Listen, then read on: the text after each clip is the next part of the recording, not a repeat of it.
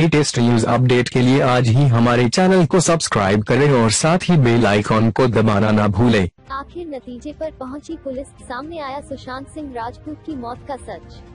अभिनेता सुशांत सिंह राजपूत की मौत को लेकर उनके फैंस और उनके चाहने वाले चाहे जो भी कहें, जितने भी सवाल उठाएं, मगर मुंबई पुलिस अब तक की तफ्तीश के बाद इसी नतीजे पर पहुंची है कि सुशांत सिंह की मौत के पीछे कोई साजिश नहीं है। हर एंगल से की मामले की जांच, विसरा रिपोर्ट का इंतजार। मुंबई पुलिस ने सुशांत सिंह राजपूत की मौत की तफ्तीश लगभग पूरी कर ली है। पोस्टमार्टम की डिटेल रिपोर्ट भी पुलिस को मिल चुकी है। पोस्टमार्टम करने वाले 5 डॉक्टरों की राय भी पुलिस जान चुकी है। और जिस कमरे से सुशांत की लाश मिली थी, उस कमरे, पंखे, बेड और फंदे की ऊंचाई, गहराई भी पुलिस नाप चुकी है। बस फाइनल रिपोर्ट से पहले वो विसरा की रिपोर्ट का इंतजार कर रही है, जो अगले 1-2 हफ्ते में आने वाली है। पुलिस की तफ्तीश का नतीजा खुदकुशी, मौका-ए वारदात से मिले सबूतों का इशारा खुदकुशी, अब तक की पुलिस पूछताछ का हासिल खुदकुशी। अभिनेता सुशांत सिंह राजपूत की मौत को लेकर उनके फैंस और उनके चाहने वाले चाहे जो भी कहें, जितने भी सवाल उठाएं, मगर मुंबई पुलिस अब तक की तफ्तीश के बाद इसी नतीजे पर पहुंची है कि सुशांत सिंह की मौत के पीछे कोई साजिश नहीं है, बल्कि ये खुदकुशी का एक सीधा साधा मामला है। हालांकि मुंबई पुलिस ये भी जानती है कि ये मामला हाई प्रोफाइल है, लिहाजा इस नतीजे पर पहुंचने से पहले उसने हर पहलू से मामले की जांच की। बकौल मुंबई पुलिस, जांच के दौरान कुछ चीजें ऐसी आई जिसके बाद शक की कोई गुंजाइश ही नहीं बची। तो आइए सबसे पहले उन वजहों को जानते हैं जिनकी वजह से मुंबई पुलिस इसे खुदकुशी मान रही है। अंदर से बंद था कमरे का दरवाजा। जिस कमरे में सुशांत सिंह राजपूत की मौत हुई, उस कमरे का दरवाजा अंदर से बंद था। इस बात की गवाह सुशांत के घर में मौजूद उनके तीनों मुलाजिम और दोस्त के अलावा खुद सुशांत की वो बहन भी हैं, जो मुंबई में रहती हैं। पुलिस के मुताबिक सुशांत की बहन जब सुशांत के घर पहुंची, तब उन्होंने भी दरवाजा खोलने की और खुलवाने की काफी कोशिश की। दरवाजा खोलने के लिए जब डुप्लीकेट चाबी बनाने वाले मैकेनिक को बुलाया गया और जब उसने दरवाजा खोला, तब भी सुशांत की बहन वहीं पर मौजूद थी। दरवाजे और ताले की तकनीकी जांच में भी ये पाया गया कि दरवाजे के लॉक या दरवाजे के साथ कोई छेड़छाड़ नहीं की गई। दरवाजा अंदर से ही बंद था। इसका मतलब ये हुआ कि कमरे के अंदर सुशांत अकेले थे और अंदर से दरवाजा उन्होंने ही बंद किया था। बेड और पंखे के बीच 1 इंच का फासला। जिस कमरे में सुशांत की मौत हुई, उस कमरे में लगे सीलिंग फैन, मोटर और कमरे में मौजूद बेड के बीच का कुल फासला 5 फीट 11 इंच था, जबकि सुशांत की हाइट 5 फीट 10 इंच थी। यानी बेड पर खड़े होने के बाद सुशांत और पंखे के बीच सिर्फ 1 इंच का फर्क रह जाता है।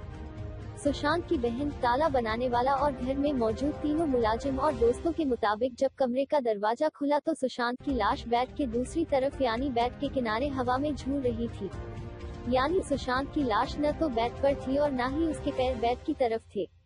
बेड के दूसरी तरफ जहां सुशांत की लाश झूल रही थी, वहां से पंखे की दूरी और ऊंचाई 8 फीट 1 इंच थी। फॉरेंसिक एक्सपर्ट्स और पुलिस के मुताबिक पंखा और बेड के बीच जितनी ऊंचाई थी, उस ऊंचाई पर सुशांत अपने दोनों हाथ उठाकर आसानी से पंखे पर गांठ बना सकता था। चूंकि बेड और पंखे के बीच का फासला और सुशांत की हाइट दोनों में महज 1 इंच का फर्क था, इसीलिए फंदा गले में डालने के बाद सुशांत बेड की दूसरी तरफ दोनों पैर फेंक कर हवा में झूल गया।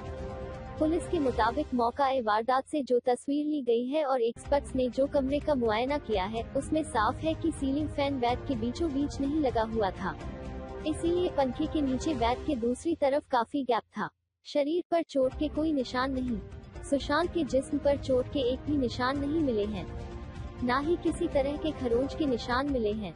अगर कमरे में हाथापाई हुई होती तो ऐसे निशान जरूर मिलते। सुशांत के दोनों हाथों की उंगलियों के सारे नाखून भी बिल्कुल साफ मिले। अगर कोई झगड़ा या हाथापाई हुई होती तो नाखून अपने अंदर कुछ सबूत जरूर छुपा लेता। मौत के वक्त सुशांत ने शॉर्ट और टी-शर्ट पहन हुआ था। कपड़ों की बारीकी से जांच के बाद ये सामने आया है कि उन कपड़ों पर भी किसी तरह के कोई निशान या ऐसी चीजें नहीं थी जिनसे पता चलता कि आखिरी वक्त में सुशांत की किसी से हाथापाई हुई। सभी चश्मदीदों के एक ही जैसे बयान। सुशांत सिंह राजपूत की मौत के या यूं कहें कि मौत के बाद के कुल 6 चश्मदीद हैं।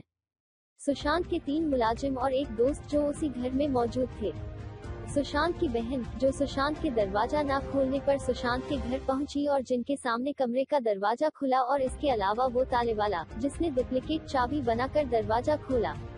पुलिस ने इन सभी 6 लोगों से अलग अलग बातचीत की। पुलिस सूत्रों के मुताबिक 14 जून की दोपहर की वो पूरी कहानी इन 6 के 6 लोगों ने जो सुनाई, वो लगभग एक जैसी थी। खासकर सुशांत की बहन की गवाही सबसे ज्यादा अहम थी। मुंबई में रहने वाली सुशांत की इस बहन ने पुलिस को जो कुछ बताया, उससे भी पुलिस इस नतीजे पर पहुंची कि मामला खुदकुशी का है। विसरा रिपोर्ट का इंतजार। पोस्टमार्टम रिपोर्ट, फॉरेंसिक एक्सपर्ट्स और करीब 30 लोगों की अब तक गवाही के बाद मुंबई पुलिस की जांच का कुल निचोड़ यही है कि सुशांत सिंह राजपूत ने खुदकुशी ही की है। लेकिन अपनी फाइनल रिपोर्ट तैयार करने से पहले पुलिस विसरा रिपोर्ट का इंतजार कर रही है, जो जुलाई के दूसरे या तीसरे हफ्ते में आने की उम्मीद है। जब तक विसरा रिपोर्ट नहीं आ जाती, पुलिस फाइनल रिपोर्ट दाखिल नहीं करेगी।